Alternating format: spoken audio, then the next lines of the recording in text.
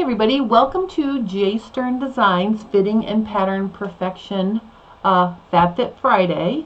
I'm back from San Jose where I taught at Stitches West. As always, I had an amazing time. Before I left, I was working on my pants pattern, and what I was trying to do to it, my happy pants pattern, size 14, what I was trying to do to it was make it a more of a slack or a fitted pant, because the happy pants is not a fitted pattern, so I wanted to play with that on me. Oh, Diane says, hey, hi Jen, it sounds like you had a great time. I had a really nice time. I always have fun at Stitches. It's one of those special events. All right, so let me just talk about a couple things that happened. My highlights. Now I had a lot of highlights, but here are a few things that I was really excited about.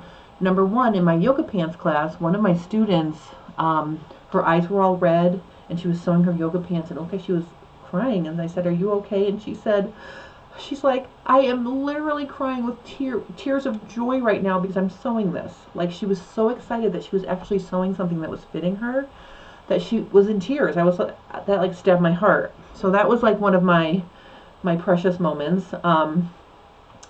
Another thing I got really excited about, I don't know if you know, but I'm trying to build my Instagram and my social media.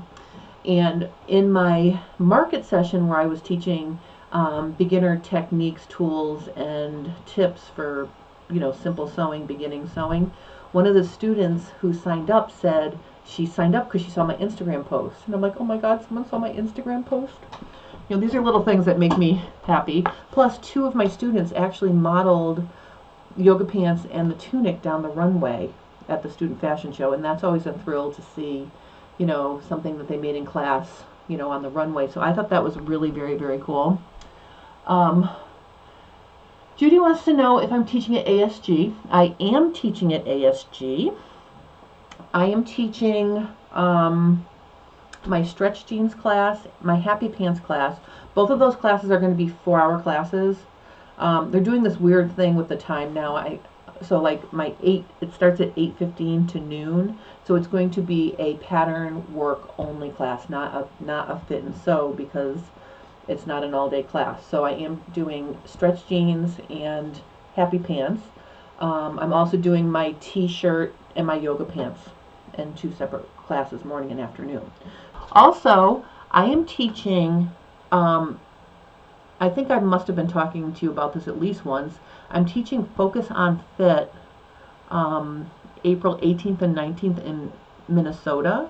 That's going to be an amazing event. And I know I mentioned it because Ditto Form is going to be there, and you get free body scans for, everyone who attends gets free body scans. And, then you get that, like $100 discount on the dress form itself if you want to get it. The other cool thing about Focus on Fit is we're keeping the class size really small, 15 or less. So if you really want some one-on-one attention, that's a good event. If you're in the Minnesota area, that's going to be a really fun event. So, if you're thinking about signing up, sign up, because once the spots are gone, we're not going to make it into a bigger class. So we have, enough time to give everybody, a lot of attention. And I don't know if I mentioned this to you earlier, but I'm super excited about Laura's method of making underwear, because she doesn't wrap the elastic around the leg opening. So she does an amazing job constructing underwear, and the way she puts her seams sort of sitting front, I think it makes a very comfortable looking pair of underwear. So I'm hoping I'm going to be inspired to carve out time to sew myself some underwear, as well as working with the Ditto forms. It's going to be a really fun event.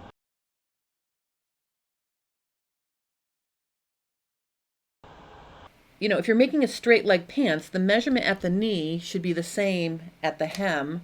Now remember, the goal of this pattern was to skinny down the happy pants. The happy pants had a full leg.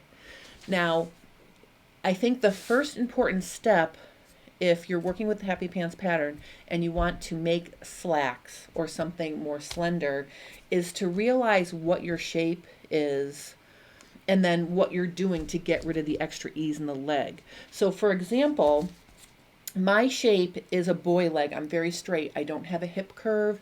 I don't have a low butt or thighs that create any sort of curve on my side seam. Or if I do, it's very little.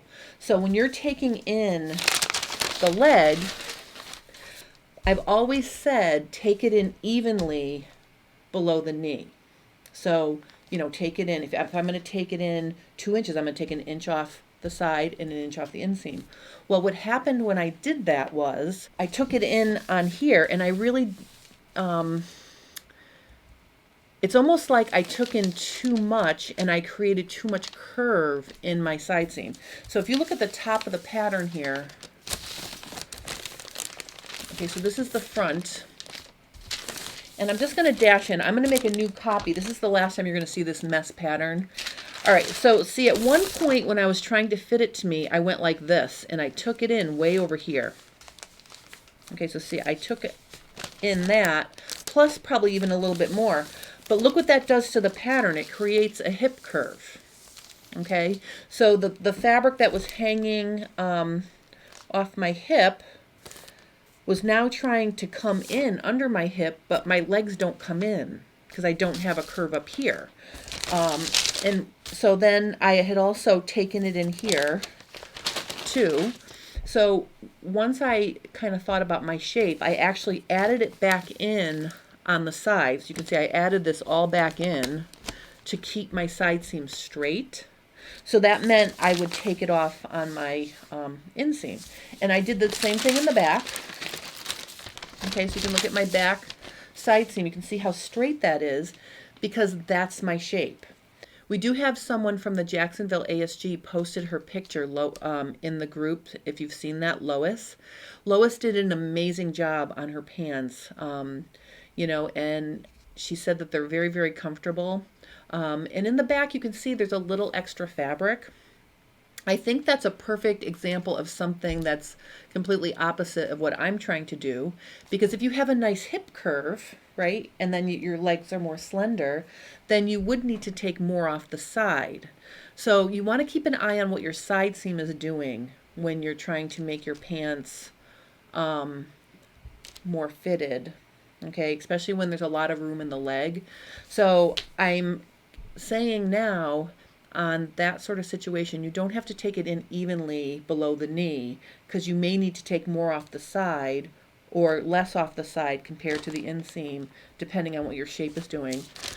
So just give me a little thumbs up or something if you understand what I mean by that. All right, so then what I want to show you is I put my patterns together and I pin them so the side seams matched. I'm just going to put a couple pins here to hold it. And I matched my knee notches too. So I'm just going to put a couple here. So you want to see what the leg is doing.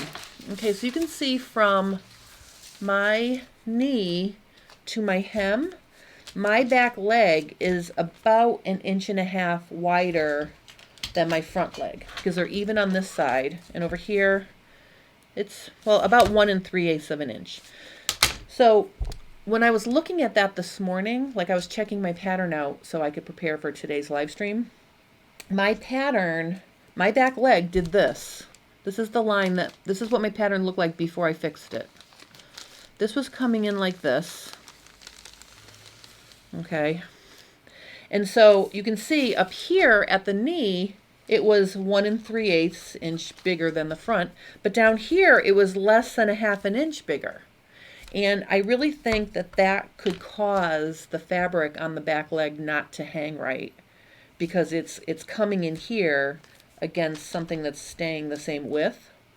Because I measured the front was the same 10 inches at the knee and the hem. It was only the back that was doing that. So I think that that may cause some issue. So what I did was I filled it in. So I put paper here and I filled it in. And I'm dying to try it. So as soon as I get off this live stream with you, I'm going to try another pair of the khaki pants using the same exact fabric as my last photo, so we can see if just changing this fixes the situation, because that's the only changes I'm making now, is making sure that the seam, the width of the pattern is agreeing, and it's the same from the knee to the hem. Okay, because it was doing this weird thing. I didn't intentionally do that, but that's what can happen when you start taking in a leg. You know, you take a little bit more off, you try it on, you take a little bit more off. You have to make sure you're taking it off evenly. You know, and I know what I'm doing and I didn't do it right. So that's something to pay attention to. So lay the pieces on top of each other like this. You know, the other good thing about this is you can see that the side seams match. And the sides of the pattern should approximate each other. Now another thing I did, I'm going to flip it over so you can see, right here, my back leg, I'm going to color this in now so you can see, this paper right here, I added this because my back leg dipped in like this. Okay, so the front leg was even with this outer edge. My back leg dipped in. If you sew those two things together, the fabric might fight a little bit there, okay, because there's no reason for the shape to dip in like that. It actually dipped more narrow than the knee. So that was, again, a result of my, you know, trimming the side seams, adding it back in. Like I was like trying all different kinds of things to smooth the back leg wrinkles. And I had this big, it's almost a 1/2 inch divot in the side seam of the back, and it was not in the front. Now the thing is, if I try my pants on and I need to take it in a little bit there, I can take off this amount, but I'll take it off here too. Okay, because that would create a shape, and then I probably would continue it all the way down and just trim it off all the way down to the hem, because most people, you know, you wouldn't want to take it in right above the knee and then have it come back out again. Usually where the knee is, that's usually, you know, it's going to go in the same direction, so it's not going to go in and out to get to the knee. So that's another thing to pay attention to. Yeah, PG says that may contribute to the wrinkles we saw. Yes, that's what I'm thinking. And like I said, I had been trying this and laying it on, and I was focused so much on the top part of my pattern, I kind of ignored what was going on below the knee, and that's bad. You should not do that. So this is a do what I do, do what I say, not what I do moment where, you know, don't do what I was doing. Whenever you make an adjustment to your pattern, make sure that everything is still square, because it all sews together, and it's a long leg, so if it's fighting at the bottom, it could cause it to wrinkle. So like I said, I am going to try to sew this together. So I'm going to use this exact fabric. I bought 10 yards of it so I wouldn't run out, so I can show like fabric with light fabric, or the same fabric, you know, so I can see about that. But another thing that I think was fighting up at the top, let me show you one other thing over here. This is the very top, and again, you know, this is matching here, and then when you get to the top, the front tips in a little bit more than the back, and that's okay. Like, they don't have to be right on each other all the way to the top. But what I had before was, I had this nice sort of curve here, just a little bit of a curve, which that would be the extent of my hip curve. It's very, very small. But my front was doing this. It was actually like a straight line like that. So the top of my pattern was straight, whereas this one had a curve. So what I did was I split the difference. I added, I trimmed a little bit away from here. So I actually trimmed a little bit here, and I added a little bit here. So I wasn't changing the total measurement, but I wanted to just make it, you know, and let me just draw the outer edge now so you can see. So you can see that those agree with each other now. Okay, whereas before they might have struggled a little bit. So I am really happy with the total shape of this pattern. So I'm really excited to try it. So after you're done adjusting, pin your pattern together like this. So start at the knee, make sure your knee line is aligned, pin it so your side seams match, and see if it agrees with each other most of the way up.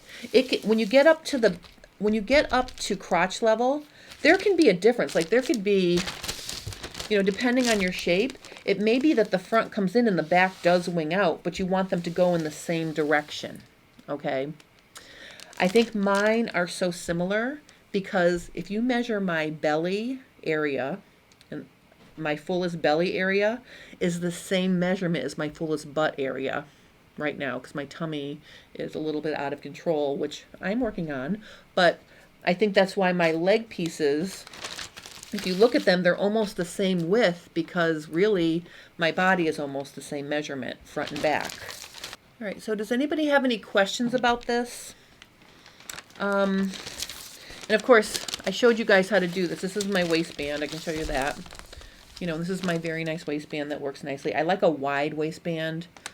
So finished, this is, I believe, 2-inch finished waistband is comfortable for me. So that's what my final waistband looks like. And also another thing is, if you check out that video where I showed how to make that one-piece pocket where you actually sew the pocket bag to the leg to make a pocket. When I sewed that pair together, it was a little bit small for an opening. So you can see here, this is now my pocket opening. It's much bigger. Okay, and I filled it with tissue until I'm happy with the fit of the pant, and then I will cut this back off. But you can see I made it really big, and then I made my pocket bag come down to here. I still hitch it up at the zipper, but then it just comes down like this. So that's my actual pocket bag. So when I do my top stitching to create the pocket, it's this pink line. So I have a nice long pocket now. So, and I like that much better, even though I screwed those pants up and I was trying to fix them and I made a hole in them. So then what I did was, I feel like kind of clever. I end up with a lot of pants that ultimately don't fit me, or, they're just test pants. And I hate just throwing fabric away. So because I had completely constructed those, I cut off the top and I cut the front off of the back. And so then when I went to teach my simple sewing demo lecture, I brought that to show the difference between top stitching, edge stitching, and under stitching, because I had all those 3 techniques on that part of the pant. So I'm not just throwing these things away or recycling them. I'm actually cutting them apart and using them for samples for other classes now. But anyway, so I'm really excited about sewing this together, so I'm going to keep this kind of short.